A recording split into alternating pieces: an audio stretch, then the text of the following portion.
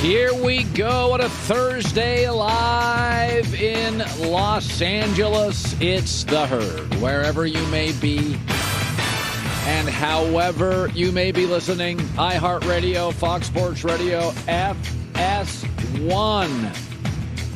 Packed today. Joy Taylor is joining me. NBA playoffs. So much fun I'm having. The villains are in big trouble, by the way. KD, Kyrie leaned into being the villains. These villains in big trouble. Well, you know, sometimes when you play the villain, it doesn't end well. Foiled in the end. That was a great night last night. How about Joel Embiid? Well, we know he's great, and I'm going to get into that, too, because I think Philadelphia, I said, they're going to win this trade, and they are winning this trade for reasons we don't think. I want to start, though, with Brooklyn and the Celtics. The series is over. Boston is going to win the series. This needs to be said. There is a difference between how, and this is key, how a successful business operates and why it's successful. There's a how and a why. Kevin Durant and Kyrie, they get the how. They've been on championship teams. I mean, Kevin Durant with the Warriors for 3 years. He gets how it operates. But KD and Kyrie, they don't get the why. They're clueless. They just think, hey, couple hoopers. Throw us together, man. Couple great hoopers. We're friends. It doesn't matter who coaches. Steve Nash, Steve Kerr. Let's just get a guy named Steve who used to coach in the league and was a guard. Bench play, system. Come on, man. These guys went in a podcast and literally before the season, 3 years ago, said this. Coach, he said I was the first person to call him Coach Nash, but I call him Steve. Steve is great, and I have a relationship with him that's going to build over time, bro. And I think it's also going to change the way we see coaches. I don't really see us having a head coach. You know what I mean? Like KD could be a head coach. I could be a head coach. Jacques Vaughn could do it one day. It's a collaborative effort, I think, on our part. They really believe that. They really believe that. They're clueless. They don't get the why. They get the how. How does it work?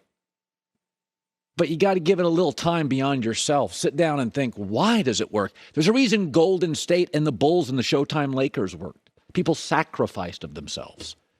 Kareem and Magic had to figure out totally different personalities. How do we give to ourselves and of ourselves?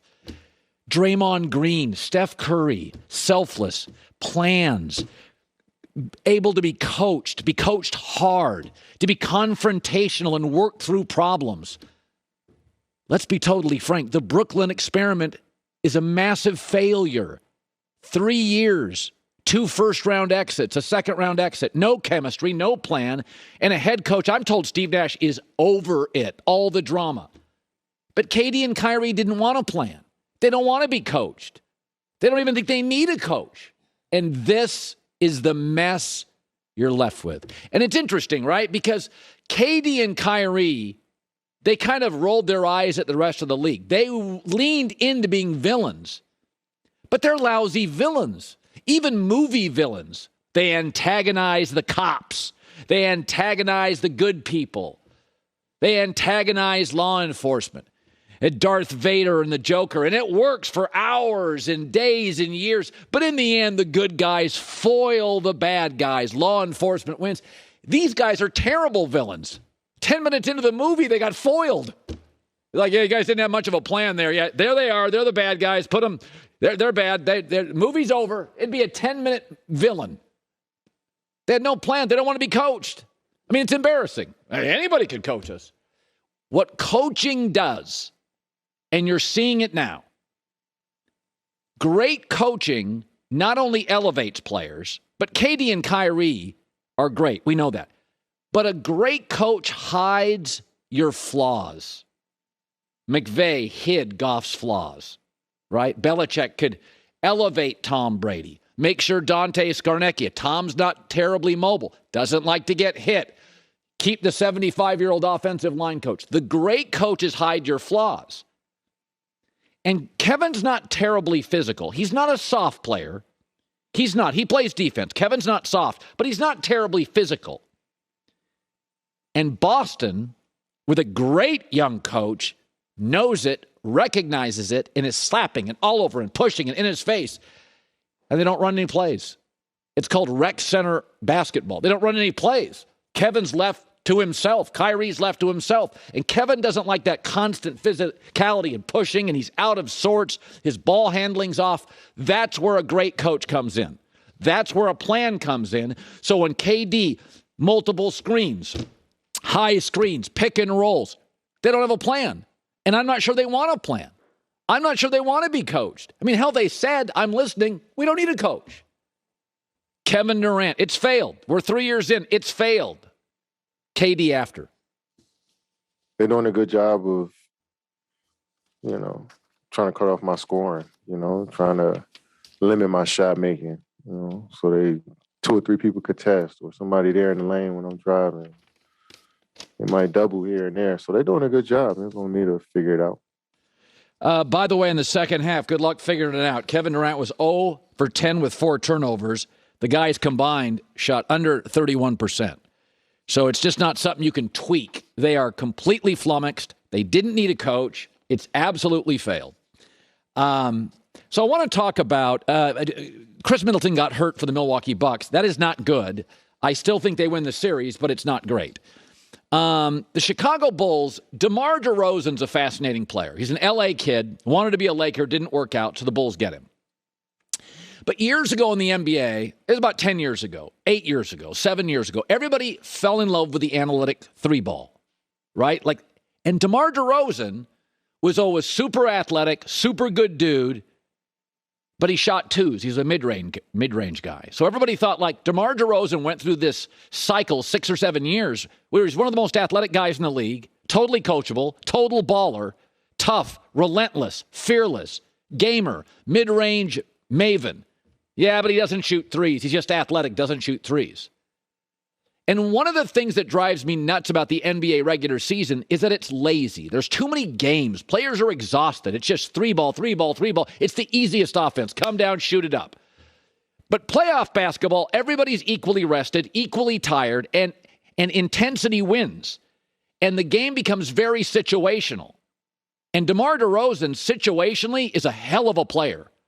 And the Chicago Bulls team, they don't shoot a lot of threes. They're very good situationally. They've got guys that can get a bucket and guys that can get a stop.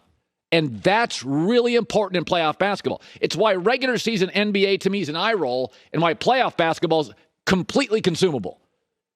The NBA regular season, guys are tired.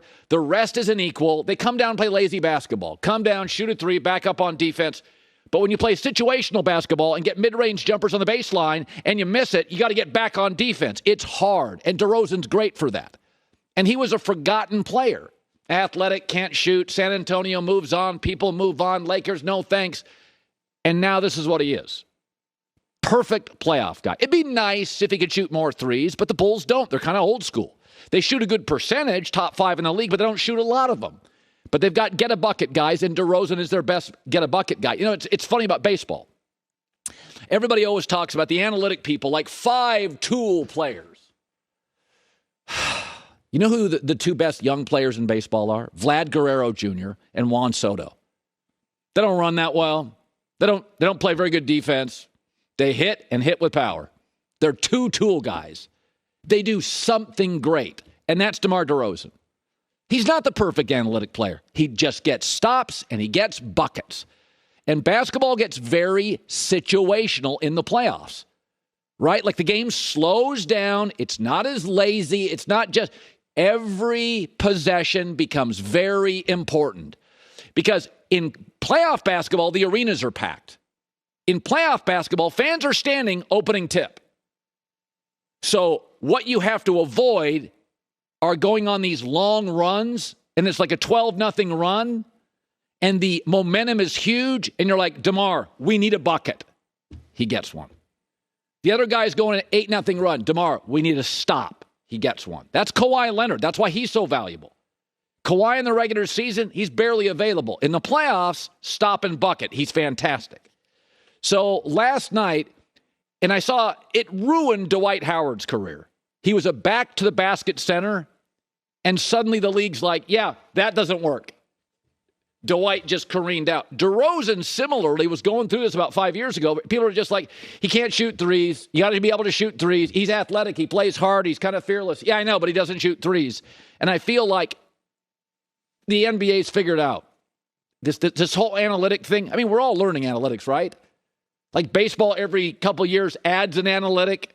Football now is everybody's going for it on fourth down. They weren't 3 years ago. We're like figuring these analytics out. And in basketball, I feel like the forgotten mid-range player, like the Chris Paul and the DeRozan, we're all like, yeah, like just hoisting up threes. You know, sometimes you just need a dude. You just need a dude. By the way, the Celtics were terrible shooting threes last night. Brooklyn was better. Boston won. Good for DeMar. So Joel Embiid, we have more former Arizona Cardinals talking about Kyler Murray. This thing has gone so public and so tasty and so ugly, and we'll talk about that.